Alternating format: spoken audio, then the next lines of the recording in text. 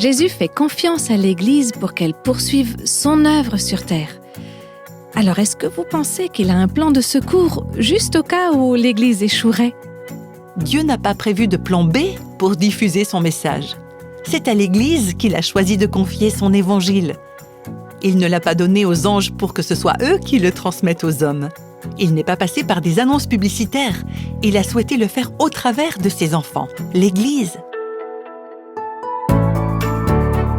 Vous écoutez Réveille nos cœurs. Quelle est la différence entre une organisation et un organisme ? Vous pensez peut-être, mais quel est le rapport avec notre étude sur l'Église ? Eh bien, on va explorer ça ensemble dans ce nouvel épisode de la série « L'Église, à quoi ça sert ?» J'aimerais pour commencer vous demander d'imaginer un paquet de petits bâtons, comme des micados qu'on aurait attachés avec une cordelette. Alors il s'agit d'un paquet, il y a bien une sorte d'unité, ils ont à peu près la même taille, ils sont maintenus ensemble par notre petite corde, mais ce n'est qu'une organisation. Ils ne sont pas ces petits bâtons. On peut les séparer sans problème, on peut en enlever, mais ils ne forment pas une unité organique. Il n'y a pas quelque chose en eux qui les unit. C'est juste quelque chose d'externe. C'est cette cordelette qui les maintient ensemble. C'est donc une organisation. Une organisation, c'est un groupe de personnes qui est organisé avec un objectif commun. Le dictionnaire Le Robert le définit comme un groupement qui se propose des buts déterminés. Il y a quelque chose qui les maintient ensemble. Ça peut être le fait de travailler dans la même entreprise, d'aller à la même école ou de faire partie du même club. Et on va comparer maintenant ce paquet de petits bâtons avec une plante. Là, la notion d'unité, elle est complètement différente, n'est-ce pas ? Une plante est faite de plusieurs parties. Elle a des feuilles, parfois des fleurs, des tiges, mais c'est une plante, c'est une unité interne. Tous ces éléments sont une excroissance de la vie qu'elle détient en elle-même.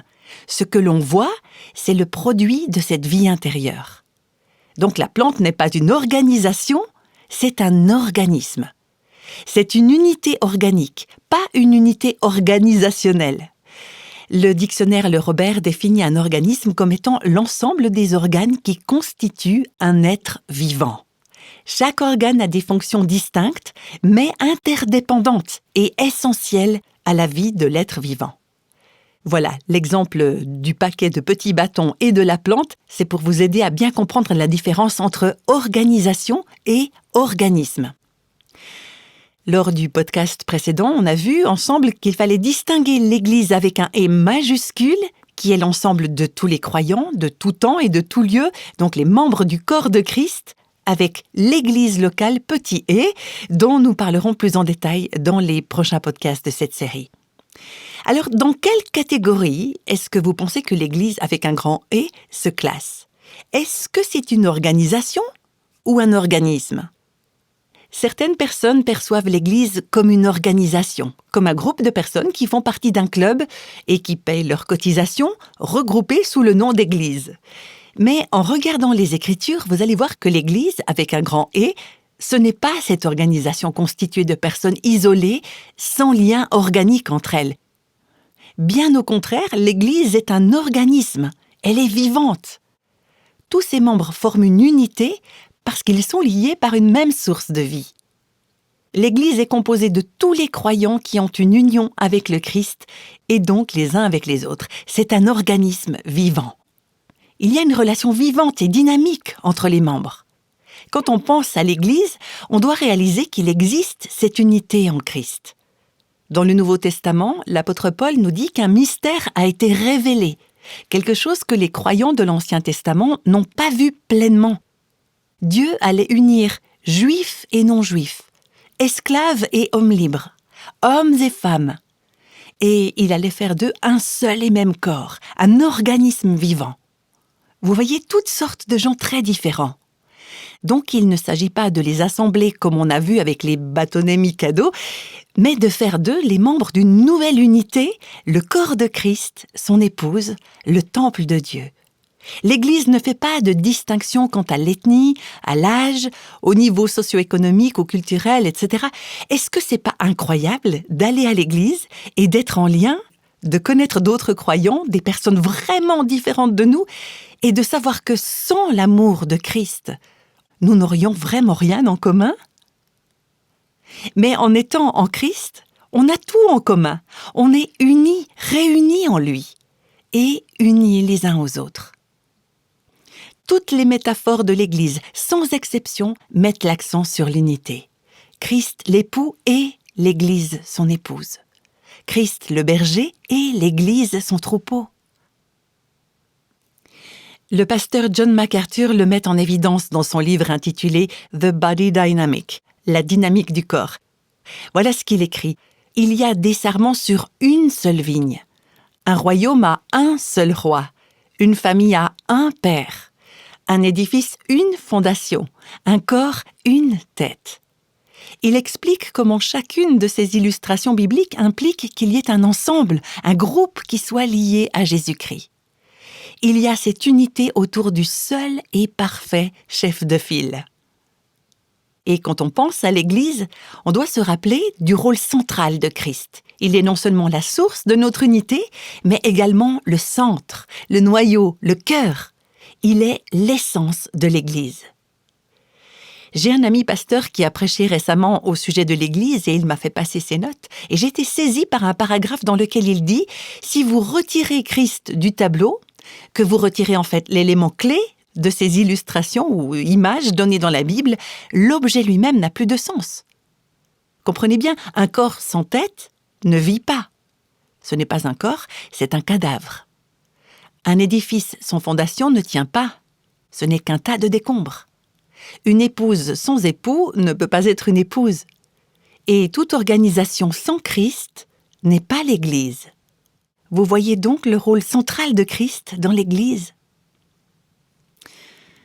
Maintenant, on va parler de l'appartenance de l'Église à Christ. L'Église est à lui, c'est son corps. Ce n'est pas mon Église ou ton Église, votre Église, c'est l'Église de Christ. Elle lui appartient. Il l'a achetée par son sang. Notez aussi que c'est lui qui la dirige. Il en est le centre, le détenteur, le Seigneur. C'est la tête, le responsable, le chef. L'Église doit donc être soumise à Christ, son Seigneur, sa tête. Moi, ça me touche quand je pense à la présence de Christ dans son Église. Récemment, une personne m'a demandé « Est-ce qu'il existe une Église où Dieu est vraiment présent, où on peut vraiment sentir sa présence ?» Je comprends où elle voulait en venir, cette personne, mais parfois, on est tellement occupé par nos programmes, par nos services, on fait un tas de choses, mais on perd conscience de la présence de Dieu. On ne la voit plus. Le fait est que, qu'on le ressente ou non, Christ est présent dans son Église.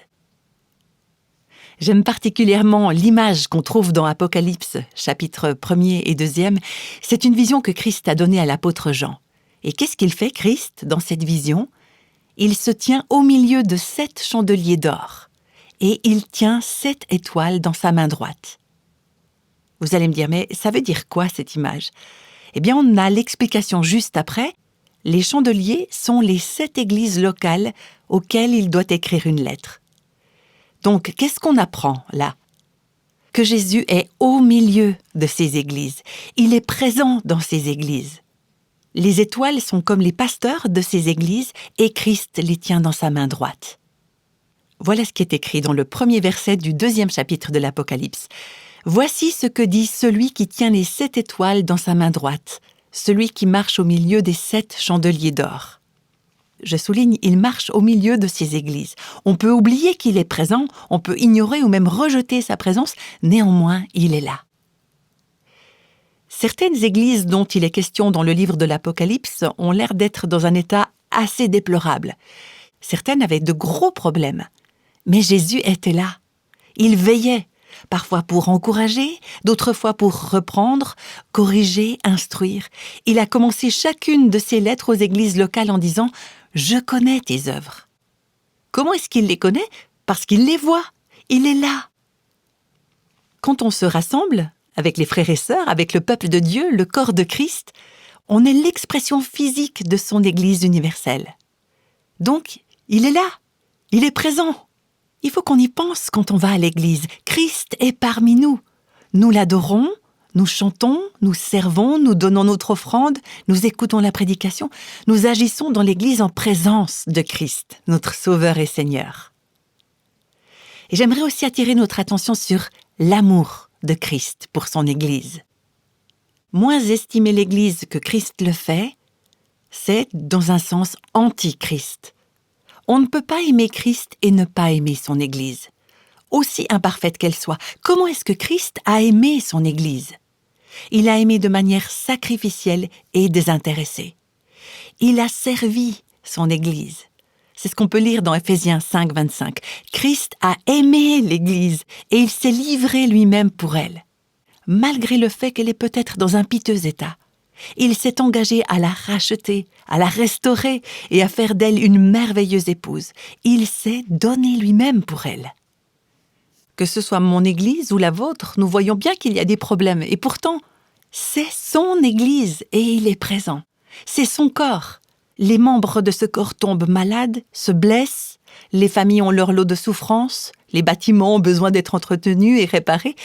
La jolie mariée change immanquablement entre le moment où elle est entrée dans l'église au bras de son père et le moment de célébrer 30 ans de mariage, par exemple. Mais pour Jésus, son église valait la peine de donner sa vie, et c'est ce qu'il a fait. Timothy Dwight était le petit-fils de Jonathan Edwards, un des célèbres pasteurs du premier grand réveil du XVIIIe siècle aux États-Unis. À la fin des années 1700, début 1800, Timothy Dwight était le président de l'université de Yale. Il était présent lorsque, par la grâce de Dieu, il y a eu ce réveil au sein des étudiants de cette école. Et il a écrit un hymne qui est l'un de mes favoris. « J'aime ton Église, Seigneur, la maison où tu demeures, l'Église sauvée par notre Saint Rédempteur et par son sang précieux. J'aime ton Église, ô Dieu, ses murs se dressent devant toi, chère comme la prunelle de tes yeux, gravée dans la paume de ta main. Pour elle, mes larmes coulent, pour elle, mes prières montent vers toi. À elle, mes soucis et mes luttes, je confie jusqu'à ce qu'ils prennent fin. » Est-ce que nous aimons l'Église ? Jésus, oui, il a donné sa vie pour elle. C'est ce qui personnellement me donne une grande force dans la vie. C'est pour ça que depuis des années, j'aimerais œuvrer comme une sorte de coordinatrice de mariage, le mariage de Jésus avec son Église à son retour. Vous savez, j'ai vu autant, si ce n'est plus que vous, le désordre qu'il y a dans les églises. J'en ai vu beaucoup, et puis on m'en a raconté beaucoup aussi. Je sais que nous sommes dans un bien triste état en tant qu'Église. Mais je sais que Jésus l'aime, son Église, et qu'il a donné sa vie pour elle. Voilà pourquoi mon but, c'est de consacrer ma vie pour le Christ et pour son corps, l'Église.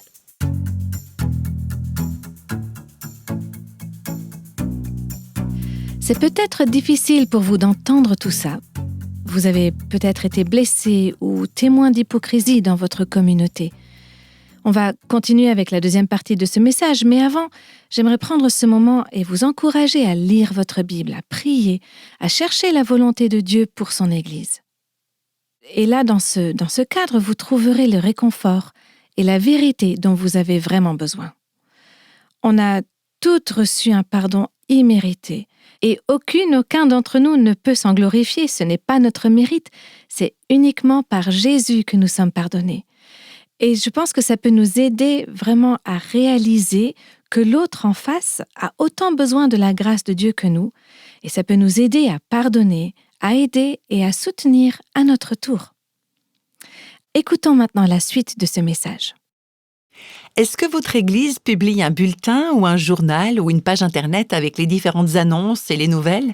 C'est le cas dans mon Église. Et vous savez, parfois, une petite erreur, une mauvaise formulation, une faute de frappe peut faire toute la différence. Je vous ai préparé une compilation de ce que j'ai pu voir dans les bulletins d'église. Ça va certainement vous faire sourire. Gardez dans vos prières tous les malades qui n'en peuvent plus de l'église. Là, on voulait bien sûr dire les malades de l'église qui n'en peuvent plus. Les personnes à l'accueil lasseront les retardataires. Là, je suppose qu'il fallait comprendre placeront les retardataires.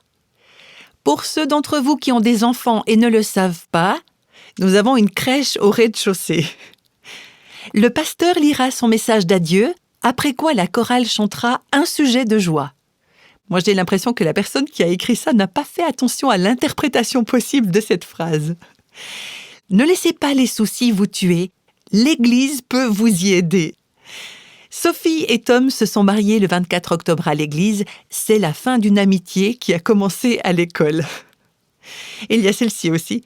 La réunion de réconciliation prévue aujourd'hui a été annulée en raison d'un conflit. Jeudi prochain, il y aura des répétitions pour la chorale. Elle a vraiment besoin d'aide. Allez, une petite dernière, une annonce dans le journal de l'Église pour une conférence nationale de prière et de jeûne. Le prix pour participer à cette conférence inclut les repas. Ça, c'est le genre de conférence que j'aime bien. Non, mais ce que je veux souligner avec cette compilation de petites erreurs, c'est que l'Église, tout comme les humains, est faillible. Elle ne fait pas tout juste. Et malgré l'idéal que je mets en évidence dans cette série « L'Église, à quoi ça sert ?», malgré la splendeur de l'incroyable plan de Dieu pour l'Église, il n'y a pas d'Église parfaite sur cette terre. En fait, nos églises sont pleines de défauts, d'imperfections, d'échecs. Tout simplement parce qu'elles sont constituées de personnes, des personnes comme vous, des personnes comme moi. Et nous portons, chacune, chacun, un regard différent sur l'Église. Chacun a son bagage ou son fardeau, son lot de mauvaises expériences. Certaines personnes ont du mal à s'attacher à l'Église et à avoir de l'affection pour elle. D'autres auront l'impression qu'elle est desséchée, qu'elle est sans vie, sans flamme. D'autres encore peuvent trouver leur Église trop grande et se sentir seuls, perdus dans la masse. Ou alors être tellement investis dans le service que rien que de penser à l'Église, ça les stresse. Vous avez peut-être personnellement vécu des expériences difficiles dans l'Église.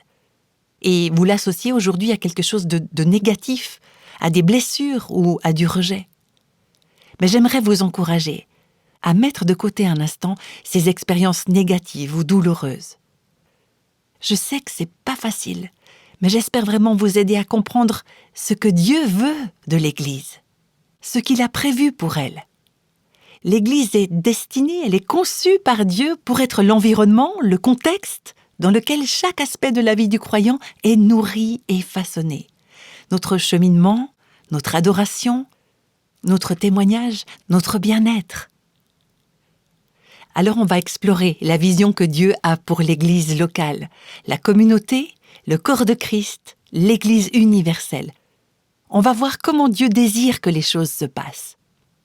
Tout d'abord, notre cheminement, notre marche. L'Église, c'est l'environnement dans lequel nous cheminons et nous grandissons pour ressembler à Christ. Un bébé, un enfant a besoin d'une famille pour grandir. Pour devenir adulte, il lui faut un environnement propice à la croissance, un contexte qui va pouvoir le former. Il ne peut pas grandir seul. Il en est de même pour les enfants de Dieu qui ont besoin de l'Église. C'est un lieu d'exhortation, de correction, de discipline, un lieu où on rend des comptes à certains moments de notre vie où c'est nécessaire. L'auteur britannique C.S. Lewis écrivait ceci : « Christ travaille en nous par différents moyens, mais par-dessus tout, il travaille en nous à travers les autres. » Nous avons besoin des autres dans le corps de Christ, pour notre cheminement. C'est dans le contexte de l'Église que nos vies sont censées être façonnées pour le royaume et qu'elles sont préparées pour l'éternité. C'est dans cet environnement, dans l'Église, que face à ce qui se passe dans le monde et dans notre quotidien, les problèmes, les luttes, la pression, nous puissions apprendre à lever les yeux et regarder à Christ. Quand je parle de l'Église ici, je ne fais pas référence seulement à notre présence au culte une fois par semaine. Je parle du fait que nous faisons entièrement partie de l'Église, dans notre manière de construire, de soutenir, de protéger notre mariage, par exemple, ou encore dans notre façon de vivre en famille, dans notre manière d'éduquer les enfants. Vous connaissez sans doute ce proverbe africain « Il faut tout un village pour éduquer un enfant ». Je dirais qu'il faut surtout une église, une communauté de croyants qui s'engagent à faire grandir la foi en Christ, une communauté qui s'engage à ressembler à Christ et à devenir tout ce que Dieu veut que nous soyons dans notre vie quotidienne. Ensuite, l'Église, c'est notre environnement dans l'adoration. L'adoration, ce n'est pas seulement une affaire personnelle entre Dieu et moi, c'est aussi une affaire collective, un acte communautaire. L'Église, c'est le contexte dans lequel nous célébrons ensemble notre foi, notre Dieu. C'est là que nous partageons le repas du Seigneur, la communion, la Sainte Seine. C'est notre repas de famille en quelque sorte. C'est là que nous célébrons communautairement la mort et la résurrection de Christ. Sa vie, son intercession et tout ce qu'il a fait pour nous. C'est ça que nous chantons. Et je trouve que c'est dommage qu'il y ait de plus en plus de chants aujourd'hui qui disent « je »,« mon »,« moi », au lieu de « nous ». Bien sûr qu'il y a un élément personnel et privé dans notre foi. Et il n'y a rien de mal avec les chants qui disent « je ». Mais nous avons aussi besoin de chants qui disent « nous t'adorons, nous t'exaltons, nous t'aimons, Seigneur ». C'est nous sommes une famille. Le but de notre adoration, ce n'est pas de nous faire du bien, il s'agit d'honorer et de bénir le Seigneur ensemble.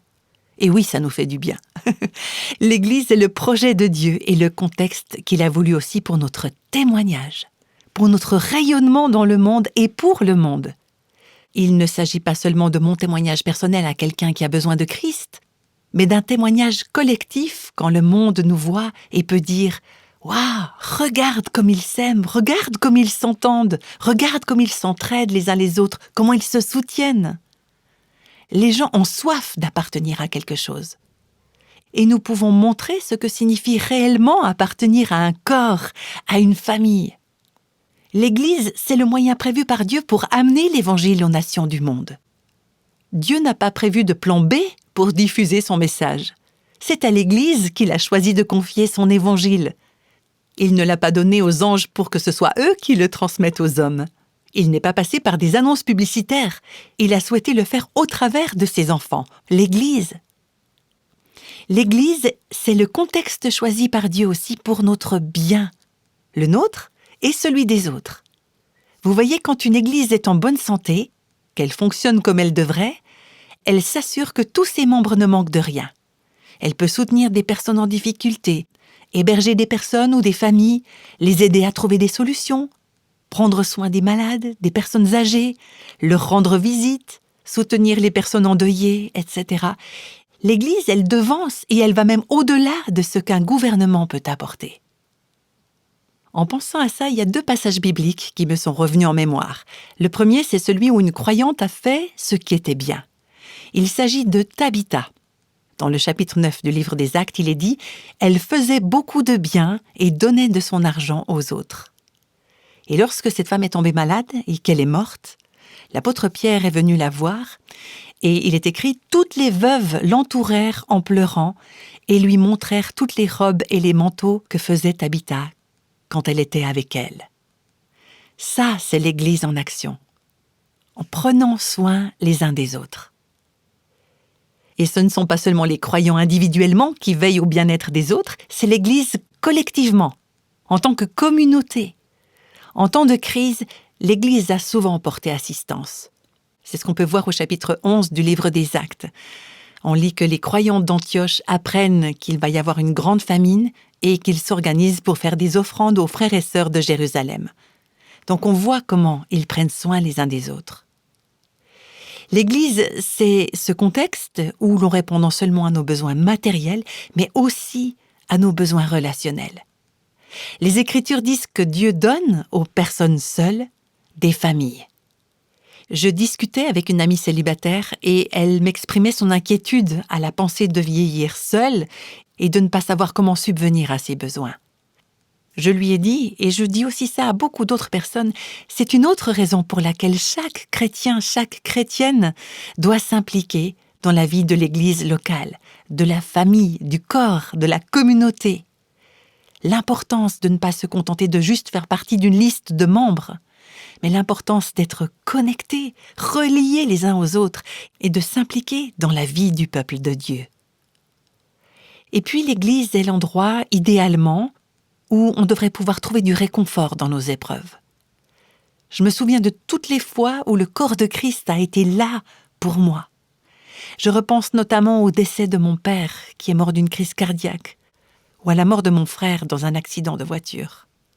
Dans les périodes de deuil, de souffrance, de lutte, le peuple de Dieu a été là pour moi. Mes frères et sœurs dans la foi se sont tenus à mes côtés, ils m'ont porté, ils ont prié pour moi dans des moments où je ne pouvais pas prier pour moi-même. Ils ont comblé mes besoins pratiques, relationnels et m'ont apporté du réconfort. Vous comprenez, vous pouvez aimer certaines personnes, certains prédicateurs à la radio, la télé ou sur Internet, mais permettez-moi de vous dire, ce ne sont pas ces personnes qui seront là à vos côtés quand vous allez perdre un parent. Ce ne sont pas eux qui vont partager vos larmes quand votre fils ou votre fille va se rebeller contre vous, ni quand votre mari va perdre son travail, ou quand votre maison brûlera dans un incendie, comme ça nous est arrivé. Ce ne sont pas ces personnes qui vont rester tard le soir avec vous pour vous aider à sauver votre mariage ou à gérer votre enfant en crise, ou pour prier avec vous quand vous serez en lutte contre un péché. Ce ne sont pas non plus ces personnes qui vont vous baptiser ou baptiser votre enfant. Nous avons besoin de l'Église. Nous avons besoin d'une communauté de foi, du corps de Christ dans son expression locale. On a besoin les uns des autres là où on vit. Il n'y a pas très longtemps, j'ai eu un échange avec une femme qui traverse une difficulté majeure. Elle venait d'être licenciée et sa fille, adulte, s'était suicidée. On sentait cette femme sous le feu de l'épreuve et pourtant, elle avait une paix incroyable malgré son deuil. Pendant notre discussion, j'ai vraiment eu un aperçu de ce qu'elle traversait. Et j'ai vu qu'elle recevait la grâce de Dieu. Mais vous savez par quel moyen elle en a bénéficié ? C'est par l'Église locale. Il n'y avait pas très longtemps qu'elle habitait dans cette ville, une année environ, mais les frères et les sœurs de l'Église, ils étaient là pour elle. Il y a quelqu'un qui lui a donné des miles pour qu'elle puisse prendre l'avion pour aller assister à la cérémonie funèbre de sa fille. Il y en a d'autres qui ont proposé de l'héberger pour qu'elle ne soit pas seule à son retour. Ils venaient lui rendre visite, lui tenir compagnie. C'est le corps de Christ qui était en action. Il fonctionnait de la bonne manière. C'est ce dont nous avons besoin pour notre marche, pour notre adoration, pour notre témoignage, pour notre bien-être. L'Église, c'est le lieu, l'environnement choisi par Dieu pour la vie, pour la croissance, pour traverser les épreuves, pour le service, la communion et pour tout ce que nous avons à faire et à être tant que nous serons sur cette terre.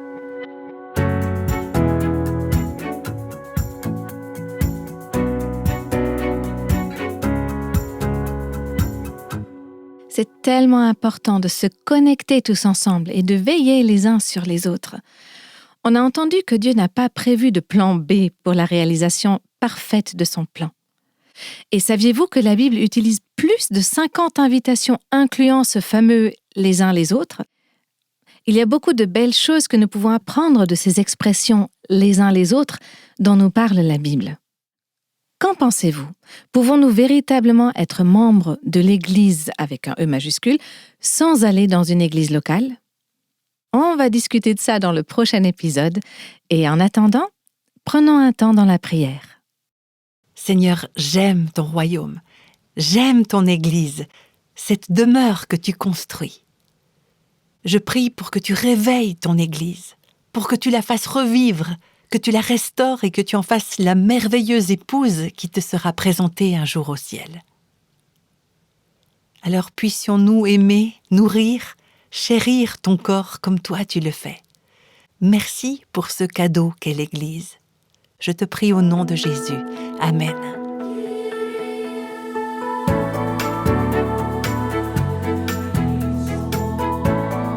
Tous les extraits de la Bible sont tirés de la version second 21. Réveille nos cœurs est le ministère francophone de Revive Our Hearts avec Nancy DeMoss Wolgemuth. Avec les voix de Christine Raymond et Jeannette Kosman.